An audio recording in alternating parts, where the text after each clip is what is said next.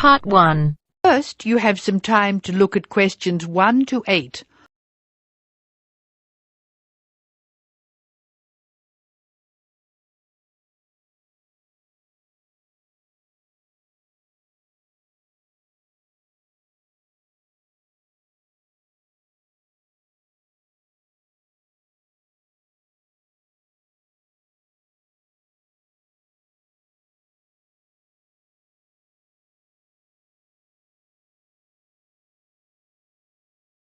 Now listen carefully and answer questions 1 to 8.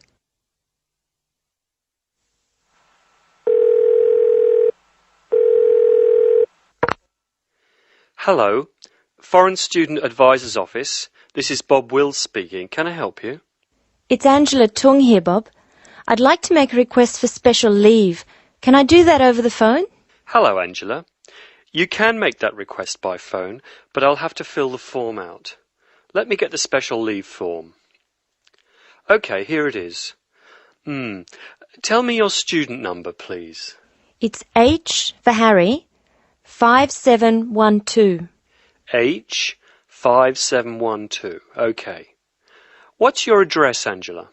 I live at 10 Bridge Street, Tamworth. 10 Bridge Street, Tamworth. And your phone number? The telephone number's 8106745. Thanks. What course are you doing? I'm in the writing class. Writing. Who's your teacher this term? Mrs. Green. She spells her name like the colour. Thanks. When does your student visa expire? Let me look. July 15. July 15. OK. Which term do you want to take leave? Do you want dates?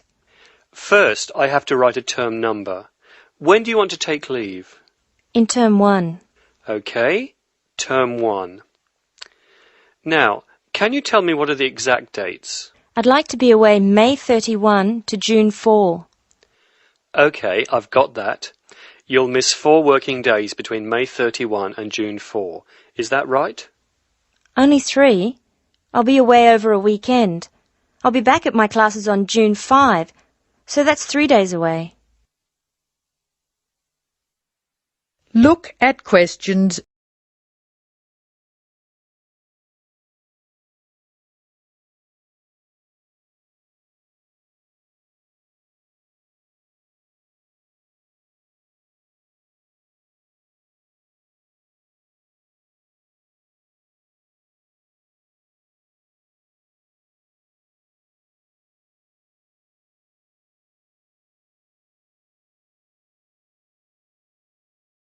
Now listen to more of the conversation between Angela and Bob and answer questions.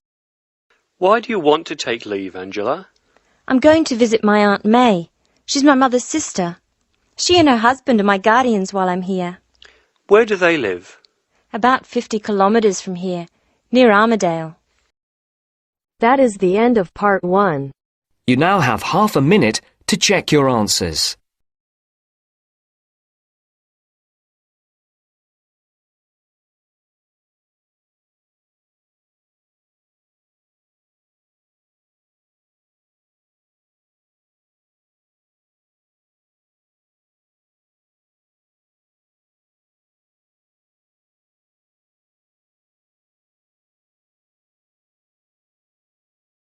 Now turns to Part 2.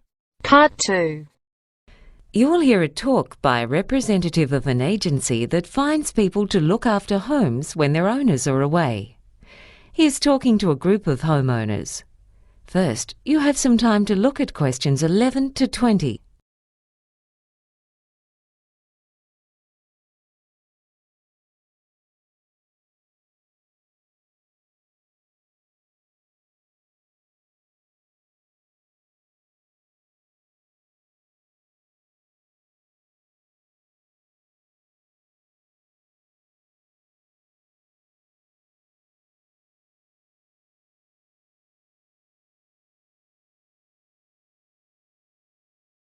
Now listen and answer questions 11 to 20. Good evening, ladies and gentlemen. I'm glad you've been able to make it to this introductory talk about our agency, which is called Contented Homes. My name's Gary, and I'm going to explain what our business involves. But first, I'd like to tell you something about the background of our agency. We commenced operations back in 1989, and essentially our job is to find suitable people to live in and look after other people's homes while they're away. The homeowners, people like yourselves, might be away on holidays or temporarily working in another city or country, and they want to be sure that while they're away, their home will be secure, and that when they come back, everything will be in good condition. When we first started out, we conducted most of our business over the phone, but now the bulk of it is done over the Internet. Basically, this is how it works. Homeowners come to us when they need to find reliable, trustworthy people to take good care of their home for a limited period of time. The people who stay in your home and take care of it are called house sitters. The house sitters live at your place for periods of anything between 1 month and 2 years. There are all kinds of reasons why people house sit. Some are couples, others are single. Often they're saving up to buy their own home, or they may be renovating their own home and just need somewhere to stay temporarily, or they might have just moved to your city. Although house sitters don't pay you any rent when they're living in your home, they are required to pay any bills for the telephone, gas, electricity, and so on. So for the homeowner, this is not a way to make money. When someone registers with us to become a house sitter, they provide us with some of their personal details, such as their age and occupation. I need to stress here that our agency does not carry out a security check on the people who have registered with us to be house sitters. Many house sitters have references from people whose houses or apartments they've looked after in the past. It's up to you to check those references. Allowing someone to live in your home is not a decision to be taken lightly, so we also recommend that you meet with any prospective house sitters and interview them before deciding which person or people would be most suitable to look after your home in your absence. There are similarities between house sitters and tenants, but there are differences as well. House sitters don't have as many rights as people who have a lease on a property. As the homeowner, you can give a spare set of keys to your home to a neighbor, friend, or relative. That person's allowed to drop in on the house sitters without prior notice at any time, within reason, to check that the house is in order, and the house sitters aren't allowed to stop them from entering. There are many good reasons to use the services of a house sitter. Burglars soon notice when people are away, so theft is much less likely if someone is living in your home. But it's not simply a matter of security. House sitters keep your home clean and tidy. Some of them are even more house-proud than the actual owners. In addition, many people need a house sitter to look after pets and keep the garden in order. Now, I'd like to tell you about the fees we charge. First, you, the homeowners, don't have to pay us anything. When people who want to be house sitters come to us, they have to pay $375 to go into our directory. That's where we get the money to run our service. As I said, we don't check to see that the information supplied by them is correct. It would simply cost us far too much time and money to do that. When you've decided that you want to go ahead and have a house sitter look after your home, we definitely think it's a good idea for you to take out insurance for your home. You'll find that many insurance companies prefer the higher degree of security if someone's living in your home than if it's left empty. Anyway, I hope I've given you a clear idea of our service. And now, I'd be happy to take any questions. That is the end of part 2. You now have half a minute to check your answers.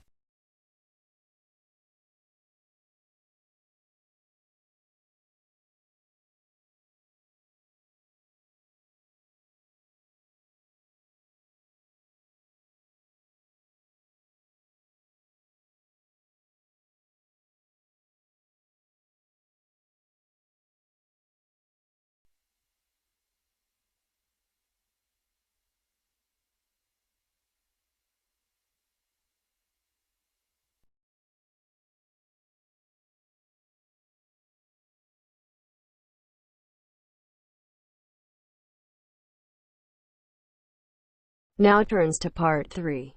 Part 3.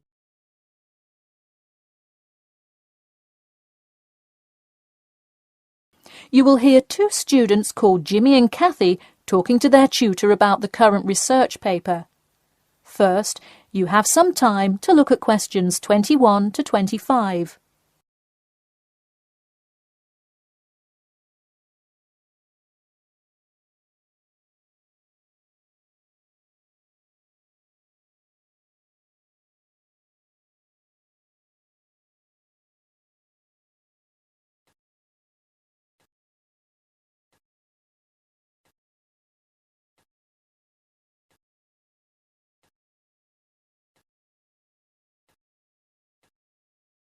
Now, listen carefully and answer questions 21 to 25. Before we start, Jimmy and Kathy, thanks for coming in today to talk about your current research paper. Well, I will also give you some suggestions for your future presentation later. That's great. Okay, I've read the introductory chapter, and so far I like where you're going with your research, you two. Thanks. What did you think of the procedure section? I haven't got there yet. I'll get to that and the results and discussion section in a bit. Oh, if you haven't read the rest, are you just saying you like the introduction? No, the layout is really well done. You have each section clearly marked and have the header and footer perfectly formatted. And your title page is right on the money. A lot of students have trouble with that one. To be honest, we did refer a lot to the example we received in class. That's good to do for spacing and layout, as long as you're not also copying the information. The background information is a little sparse, though. You may want to add to it. You think so? I was more worried about whether I had enough data. You definitely need more background information. I would think about finding some more online articles or doing more research in the campus library. That's a good idea. We can go tomorrow. I find it too tough finding the subject matter in the online journal database. I also like being able to flip through the physical journal as opposed to trying to scroll down on a computer. Me too. Oh, I almost forgot. I've included all of my citations in the abstract, but could you help me with the bibliography? I should be using a bibliography, right? Not an appendix. Sure, I can help with that. Yes, for this type of scientific research paper, list all sources that you cite in the body of your paper in a bibliography. Go to the website I gave you last time to see the exact way to list each source. Okay, thanks. I'll do that. We still have a lot of things to fix up. Yeah, but there's a lot of good stuff here to work with. So enough about the paper. How is the presentation going? Well, it's all right. I'm going to go try out the new presentation software while Jimmy's working on the bibliography. Yeah, we are hoping to make an animation of an actual pump, but still have a lot to learn about how to do that. Before you hear the rest of the talk, you have some time to look at questions 26 to 30.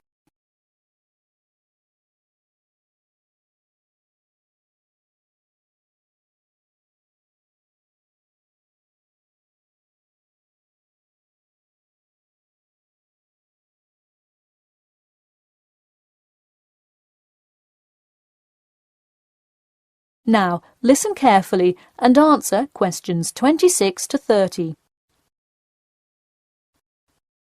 Who would have thought before we started this project that we would be able to recreate the motion of a pump? This stuff is just so interesting. So glad to hear it. Yeah, I am glad I took engineering this semester. I would definitely like to keep up with it. You know, there's an organisation called the Machine Engineer Society. You should look into joining it. You'd need to score well in your engineering class to qualify, but I think you can do it. Interesting. I will definitely check it out. I would really like to get in contact with some professionals in the engineering field to find out more. I don't really know anyone in the field now, though. I think if you keep meeting people in your classes and professors, you'll be able to get in contact with some really helpful people. Well said, Jimmy. If engineering pumps is something you both are specifically interested in, make sure you stay up to date on new developments. In fact, you could visit the local water treatment facility periodically to see what new developments are going on. That may be a good way to get some practical experience. Well, I don't think they would let you handle any equipment by just visiting the facility. If you really want to get your hands dirty, so to speak, I would recommend instead seeking a summer internship. Wow, you have so many helpful suggestions for getting a leg up.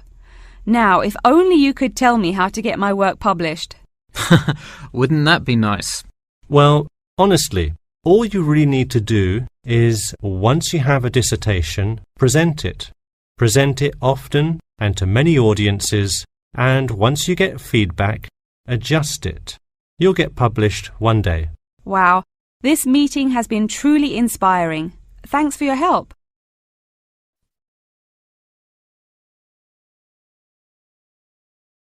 That is the end of part 3.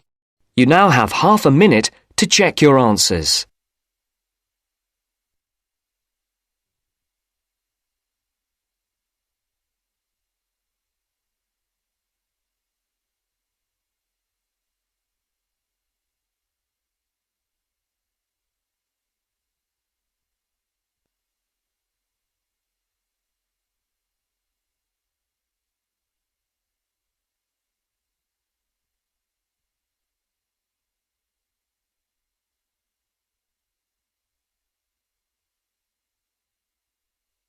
Now turns to part 4. Part 4. You will hear a talk about amber, the formation of amber and its applications in different fields. First, you have some time to look at questions 31 to 40.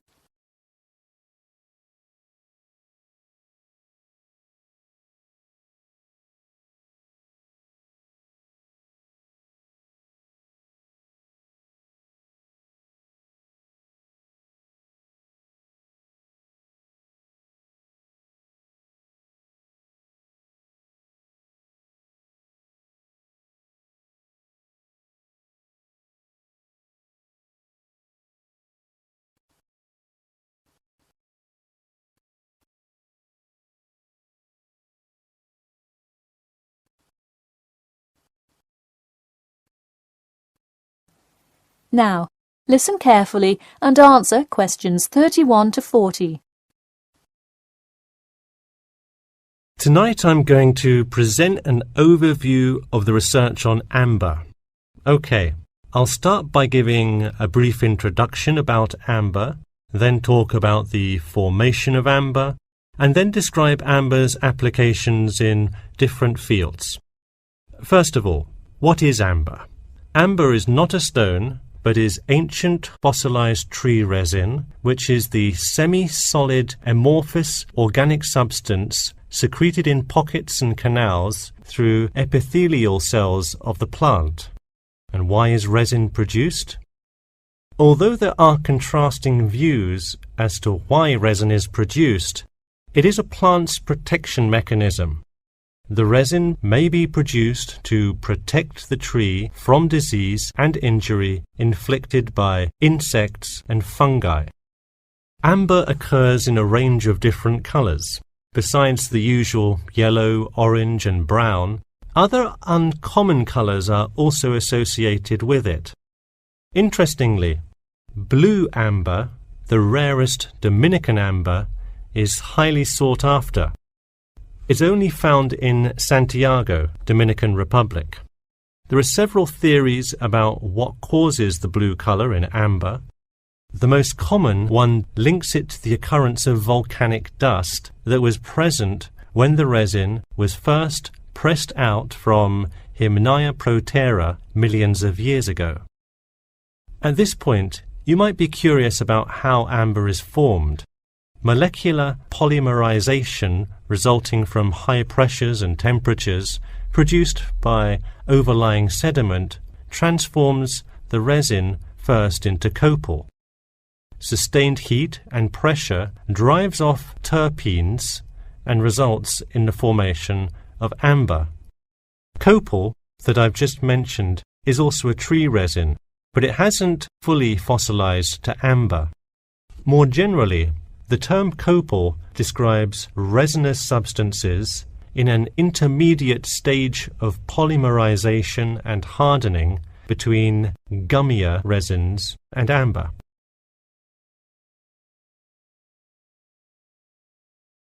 So where can we find amber?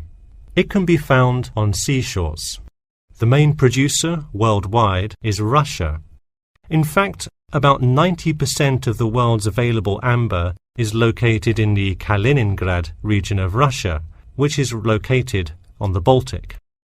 Here, the resin is washed up on the coast after being dislodged from the ocean floor by years of water and ocean currents. However, exposure to sunlight, rain, and temperate extremes tends to disintegrate resin. This also indicates that amber is not really an ideal fossil preservative for most uses. We've already learned that amber is made of tree resin.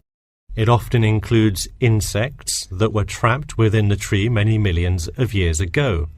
A piece with a visible and well-arranged insect is generally valued much higher than simple, solid amber.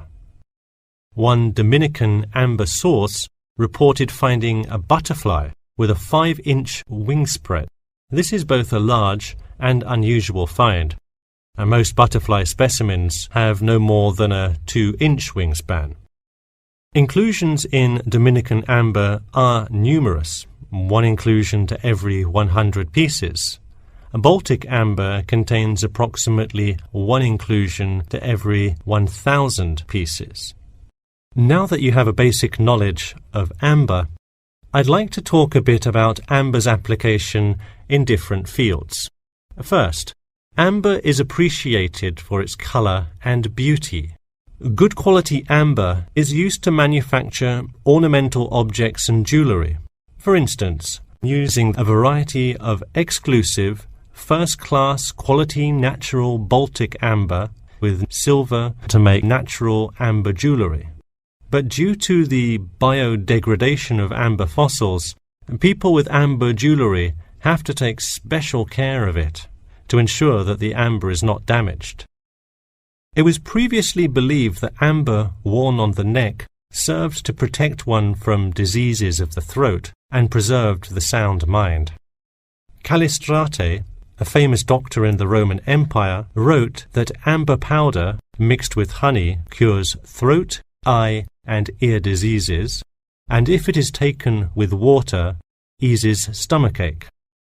While the mystery around that use of amber has not been cleared, one thing is sure: it will help effectively to defeat small malaises. Amber has even been used as a building material. Amber created the altar in St. Brigida Church in Gdansk, Poland. In St. Petersburg, Russia, the walls of the famous Amber Room were lined with intricate carvings and inlaid designs. This palace room is being reconstructed from photographs and can be visited at the Catherine Palace, located in the town of Tsarskoye Selo. And finally, the fourth use of amber is that That is the end of part 4. You now have half a minute to check your answers.